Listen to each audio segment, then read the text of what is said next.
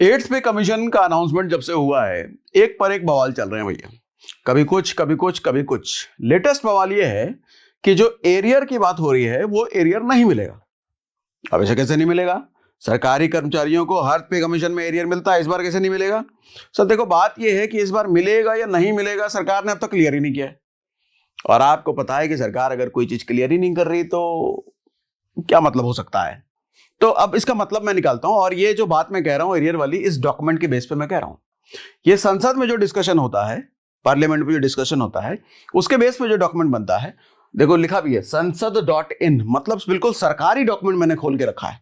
अच्छा, इस सरकारी डॉक्यूमेंट में सवाल क्या थे, जवाब क्या थे, और एरियर वाली बात पर सरकार ने क्या किया बताऊंगा। लेकिन उससे पहले कुछ चीजें आपको समझा देता हूं कि भैया एरियर तक हम पहुंचते क्यों हैं, उससे पहले क्या क्या कंपोनेंट होते हैं सरकारी सैलरी में। और उसके बाद एक और तो ये भी चीज देख लो, ऐसी न्यूज हेडलाइन भी आपने पहले कभी देखी होगी कि 157% बढ़ गई सैलरी, 150% बढ़ गई सैलरी, 200% बढ़ गई सैलरी। ये भी बिल्कुल फेक है।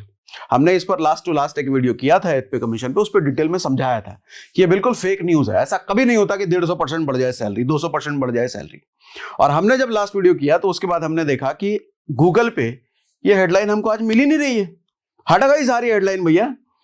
तो कई बार हमें लगता है हमें भी न्यूज वाले फॉलो करते हैं यार, हमारे वीडियो के अकॉर्डिंग न्यूज की हेडलाइन बदल जाती है। खैर, अपनी तारीफ मैंने कर दी, लेकिन करनी भी चाहिए ना। ठीक है, अब समझो सब होता क्या है। सैलरी में ना एक तो बेसिक पार्ट होता है, मतलब बेसिक सैलरी कितनी है, टोटल सैलरी नहीं है, ये बेसिक सैलरी। अब बेसिक सैलरी के साथ साथ एक डीए भी पार्ट होता है। ये समझो बहुत ज्यादा इंपॉर्टेंट है, उसके बाद ये समझाऊंगा बहुत इंपॉर्टेंट है, फिर ये समझाऊंगा बहुत इंपॉर्टेंट है। सबसे पहले डीए समझो क्या होता है। सर महंगाई बढ़ती है, आपको पता है, तो महंगाई भत्ता, डियरनेस अलाउंस आपको सरकार हर 6 महीने पर देती है। किसी 6 महीने आपको 2% दे दिया, किसी 6 महीने आपको 3% दे दिया, किसी 6 महीने आपको 4% दे दिया। अब ये डिसाइड कैसे करती है सरकार 2% देना है कि 4% देना है? तो इस सीपीसी का जो डेटा आता है, जो महंगाई भत्ता, जो सरकारी डेटा आता है, महंगाई का इंडेक्स आता है, उसके बेस पे सरकार डिसाइड करती है। सरकार डिसाइड करती है इस बार ज्यादा महंगाई बढ़ी है तो 4% दे दो, ज्यादा ठीक ठाक महंगाई बढ़ी तो 3% दे दो, महंगाई कम बढ़ी है तो 2% दे दो, या महंगाई नहीं बढ़ी है तो देंगे ही नहीं। आप करोगे ऐसा थोड़ी होता है। हाँ भाई, ऐसा हुआ है, कोरोना में दिया ही नहीं है सरकार ने। जब तक कोरोना रहा आपको महंगाई भत्ता मिला ही नहीं भैया, सरकारी कर्मचारियों को दिया ही नहीं सरकार ने, पुराना वाला डीए ही मिलता रह गया। ठीक है, पुराना वाला डीए कहने का मतलब, थोड़ा सा आपको डीए समझा देता हूं। ये मैंने खोल रखा है reference.in, ये भी सरकारी डेटा है भैया। अब देखो हुआ क्या, 2006 से लेके चलता हूं तो आपको डीए अच्छे समझ में आएगा। 2006 में जब नया पे कमीशन आया था, कौन सा पे कमीशन आया था? 6 पे कमीशन। तो नया पे कमीशन जब आया था तो 0% डीए, जैसे ही नया पे कमीशन आता है तो डीए बिल्कुल 0 होता है। उसके 6 महीने बाद 1/7/2006, मतलब ये जुलाई, 2% बढ़ा दिया डीए। ठीक है, डीए को कितना बढ़ाया? 2%। अच्छा, उसके 6 महीने बाद 1/1/2007 डीए को 4% बढ़ाया, तब डीए हो गया टोटल 6%। उसके 6 महीने बाद डीए को 3% इसमें ऐड कर दिया, तब हुआ 9%। उसमें फिर 3% ऐड किया, तब हुआ 12%। इस तरीके से डीए को ऐड करते चले जाते हैं। ऐसे ऐड होते होते होते होते होते होते होते होते 2016 तक ये डीए पहुंच गया 125%। यानी कि ये पूरा 6th पे कमीशन का जो टोटल पीरियड था 10 साल का, उस 10 साल में डीए को ऐड करते करते पहुंचाया गया 125%। अब जैसे ही नया पे कमीशन आया, 7वां पे कमीशन, इस डीए को उसमें मर्ज कर दिया जाता है। उसके बाद इंक्रीमेंट अलग डिसाइड किया जाता है। अब देखो डीए को मर्ज करने से क्या होता है, डीए को मर्ज करने से क्या होता है, इसको हटाओ। होता क्या है, ओल्ड पे कमीशन में आपका जो बेसिक होता है, ओल्ड बेसिक, उसमें प्लस टोटल डीए कितना है उसको किया गया ऐड। टोटल डीए कितना पहुंच गया था, हम पिछले पे कमीशन के हिसाब से समझा रहे हैं। ठीक है, ओल्ड बेसिक मान लो किसी का 7,000 रुपए है, मान लो टोटल डीए कितना पहुंच गया था, 125%। तो 7,000 का 125% होता है लगभग 15,000 रुपए। ठीक है, तो ये नई बढ़ी हुई सैलरी नहीं है, नई बढ़ी हुई सैलरी अभी डिसाइड होगी। तो ये टोटल हो गया भैया बेसिक सैलरी डीए ऐड करने के बाद। ठीक है, अब अगला फैक्टर इसमें आता है कहा गया। अगला फैक्टर इसमें आता है, डीए समझ में आ गया ना, डीए समझ में आ गया आपको, ठीक है। अगला होता है फिटमेंट फैक्टर। ये फिटमेंट फैक्टर वो चीज है जिसके बेस पे डिसाइड होता है कि नए पे कमीशन में कितनी सैलरी बढ़ेगी, कितने परसेंट सैलरी बढ़ेगी। अब लेट्स सपोज नहीं, रियल डेटा ही आपको बता देता हूं। फिटमेंट फैक्टर का कैलकुलेशन क्या होता है, old basic into fitment factor, जो भी सरकार ने बोला कि इस पे कमीशन में हम इतना फिटमेंट फैक्टर दे देंगे, इसको गुणा करके न्यू बेसिक आपका बन जाता है। अब पुराने पे कमीशन के अगर हिसाब से हम बात करें तो जिसका ओल्ड बेसिक 7,000 रुपए था, उसमें 2.57 को मल्टीप्लाई कर दिया गया। 2.57 क्या, पिछले पे कमीशन में सरकार ने अनाउंस किया था कि हम ये फिटमेंट फैक्टर दे रहे हैं 2.57, तो ओल्ड बेसिक में फिटमेंट फैक्टर को मल्टीप्लाई किया गया, न्यू बेसिक बन गया। अब मैंने आपको दो चीजें बताई, एक तो चीज बताई कि 7,000 रुपए जिसका पुराना बेसिक था, उसमें डीए कितना था टोटल 125%, उसके हिसाब से हो गया था टोटल 15,000 रुपया, ठीक है। तो 15,000 रुपए एक्चुअल उसकी सैलरी थी, बढ़ी हुई सैलरी नहीं थी। तो इस 15,000 का कितना हो गया 18,000 रुपए। तो आप अगर 15,000 और 18,000 में गैप देखोगे तो सैलरी कितनी बढ़ी 20%। तो सर कितनी सैलरी बढ़ी 150%, 200%, 20% सैलरी बढ़ी है, सिर्फ 20% सैलरी। अच्छा इस बार तो 20% भी नहीं बढ़ेगी, इस बार 20% भी नहीं बढ़ेगी। अब आप पूछोगे कि 20% क्यों नहीं बढ़ेगा भैया, ऐसे कैसे, पिछली बार तो 20% बढ़ा, तो इस बार क्यों नहीं बढ़ेगा। तो इस बार क्यों नहीं बढ़ेगा जरा ये समझो। सर 6 पे में जिनका 7,000 था, 7th पे में हमने देखा 18,000 हो गया उसका बेसिक। कैसे हो गया, 20% ऐड किया गया सैलरी में, ठीक है, डीए सब मर्ज करके। अब अभी 18,000 रुपए हम बेसिक लेते हैं सैलरी, ठीक है, नए पे कमीशन में 8 पे कमीशन के लिए। तो 18,000 में बेसिक अगर किसी का 18,000 है, डीए ऐड होगा, और डीए कितना है, आओ जो दिखाई देता हूं इसको भी। डीए देखो भैया, ये 2016 से जब से 6 पे कमीशन आया था, टोटल आप देखोगे बढ़ते बढ़ते बढ़ते बढ़ते बढ़ते बढ़ते बढ़ते कहां गया, दिसंबर 2020, 23, हम कहा जुलाई 2025, मतलब जुलाई 2025 में जो डीए अनाउंसमेंट हुआ था और दिसंबर तक चल रहा है, वो पहुंच गया है 58%। अच्छा इसकी भी क्लैरिटी नहीं है कि जनवरी से नया डीए मिलेगा कि नहीं मिलेगा, इसकी भी कोई क्लैरिटी नहीं है। जनवरी आ चुका है, जनवरी आज हम बात कर रहे हैं 3 तारीख को, 3 तारीख तक कोई अनाउंसमेंट नहीं है भैया कि अब इसमें 2% बढ़ेगा कि नहीं बढ़ेगा, 3% बढ़ेगा कि नहीं बढ़ेगा, कोई अनाउंसमेंट नहीं है। तो ये नया बवाल है। तो चलो हम दिसंबर तक के हिसाब से कैलकुलेट कर लेते हैं, मान लेते हैं जनवरी में नहीं मिल रहा है, नेगेटिव न्यूज है लेकिन है तो है। तो 2025 जुलाई 2025 के हिसाब से 58% डीए है अब तक। आपका ही सवाल हो सकता है कि भैया पिछली पे कमीशन में 125% डीए, इस पे कमीशन में 7th पे कमीशन में सिर्फ 58% डीए क्यों? क्योंकि बीच में कोविड आया था ना, डीए बढ़ाया ही नहीं गया था ना। और पिछले पे कमीशन में जो डीए 2%, 3%, 4%, 4% तक आपने देखा, कई बार 6% भी था, 10% भी था। इस पे कमीशन में मतलब 7th पे कमीशन में 3 से ऊपर का आंकड़ा गया ही नहीं है, 3% रहा है। तो इसलिए इस बार का डीए भी टोटल कम हो गया है।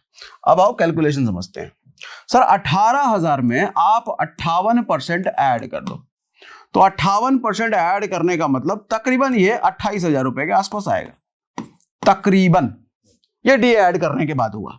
अब इस 28,000 में 28,000, सॉरी यहां कॉमा नहीं आएगा, अगर इस 28,000 में आप 20%, हम पिछली बार वाला ही ले रहे हैं कि 20% सैलरी बढ़ा लो भैया, तो 18,000 में 20% ऐड करने के बाद कितना होता है 34,000 रुपया,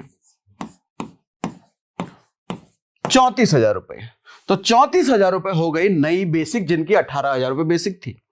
अब फिटमेंट फैक्टर कितना हुआ ये निकाल लेते हैं, सरकार अनाउंस बाद में करेगी, हम पहले निकाल लेते हैं। तो हम भैया पहले निकाल लेते हैं। तो न्यू बेसिक हुआ 34,000 रुपया और पुराना बेसिक था 18,000 रुपया।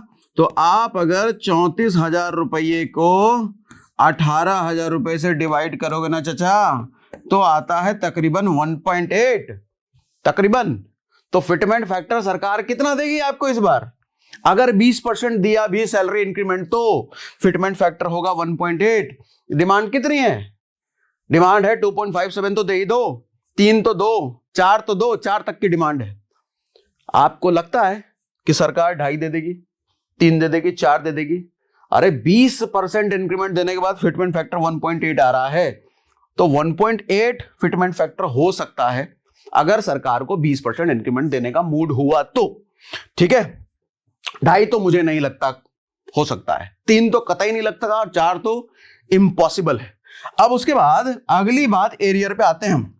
सर एरियर क्या, नवंबर 2025 से फाइनली यह अनाउंसमेंट हो गया था कि 6 पे का लागू वाला खेल, तो नवंबर 2025 से 18 महीने बाद बोला गया। अब ये 18 महीने कहां से आ रहा है, कैसे निकाल लिया मैंने 18 महीने, अपनी मर्जी से बोल रहा हूं क्या? नहीं, अपनी मर्जी से तो मैं कुछ बोलता ही नहीं, आपको पता है ना, सारा विद डेटा बोलता हूं। अब ये संसद वाली फाइल खोल रहा हूं, संसद में देखो यहां पर सवाल पूछा गया कि गवर्नमेंट ने जो 8th पे बढ़ाने का डिसीजन लिया है, उसमें जो डिले हुआ है, उस डिले का भुगतान सरकारी कर्मचारियों को कैसे करेगी सरकार? जरा बताओ भैया, एरियर देगी, क्या करेगी, कैसे करेगी? तो ये जवाब है नीचे, ministry of state in the ministry of finance. जवाब क्या है, सेंट्रल पे कमीशन हैज ऑलरेडी कॉन्स्टिट्यूशन बन गया है भैया, टेंशन ना लो। और बनने के बाद कहा गया, the date of implementation of 8th pay commission shall be decided by the government. Government will make appropriate provision of funds for implementing the accepted recommendation for 8th CPC. मतलब 8th पे कमीशन के लिए arrear कितना होगा, कब से मिलेगा, ये date decide किया जाएगा। तो ये देख करके एक न्यूज भी मैं आपको दिखाता हूं, ये पंजाब केसरी न्यूज है, इन्होंने छापा भी ये बात कि वित्त राज्य मंत्री पंकज चौधरी ने कहा है कि 8वें वेतन आयोग को लागू करने की तारीख सरकार सही समय पर तय करेगी। 1 जनवरी से 8th पे कमीशन तो चालू कर दिया, लेकिन लागू कब से होगा, सही समय पर तारीख करेगी। अभी समय पता नहीं है, तो मिड ऑफ जो 27 भी कहा जा रहा है वो भी क्लियर नहीं है। हम स्वीकार की गई सिफारिशों को लागू करने के लिए उचित फंड का इंतजाम करेंगे, सरकार पहले पैसे से जुगाड़ करेगी।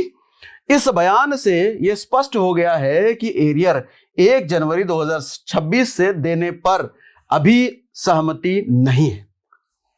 तो क्या 1 जनवरी 2026 से जो 8th पे कमीशन लागू नहीं, मतलब स्टार्ट हो गया है, एरियर मिलेगा? साफ साफ ये कह रहे हैं, मैं नहीं कह रहा, सहमति नहीं है। ठीक है भैया, तो 18 महीने वाली बात भी आ गई और सहमति नहीं है ये बात भी आ गई। हालांकि ये कंफ्यूजन वाली बात है, सहमति नहीं है ये बोला है। अब एरियर वाली बात पे आता हूं। अब ये नवंबर 2025 में क्यों कह रहा हूं, क्योंकि नवंबर 2025 वो डेट है जब ऑफिशियली नोटिफिकेशन आ गया था, सरकारी दस्तावेज में लिख दिया गया था कि नवंबर 2025 से ठीक है भैया काम चालू है। तो उससे 18 महीने कहा गया है, तो 18 महीने का हो गया लगभग मई 2027 तक।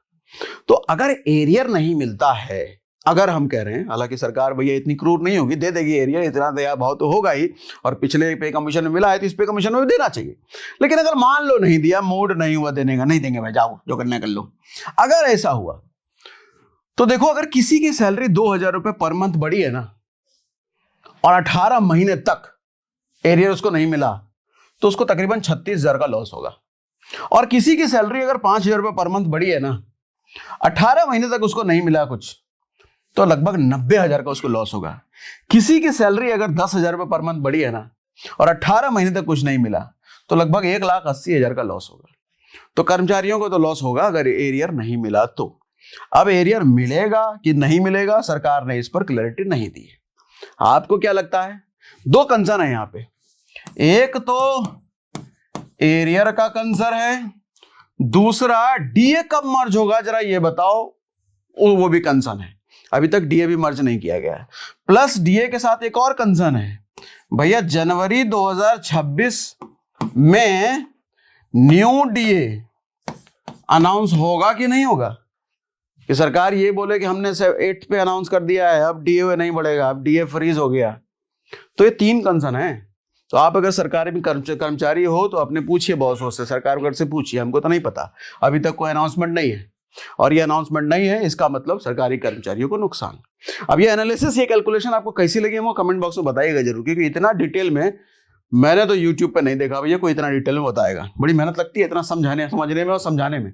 मैं सरकारी कर्मचारी हूं नहीं, फिर भी सरकारी कर्मचारियों को पूरा सैलरी समझना, वेतन समझना, ये समझना, फिर आपको समझाना बड़ी मेहनत का काम है।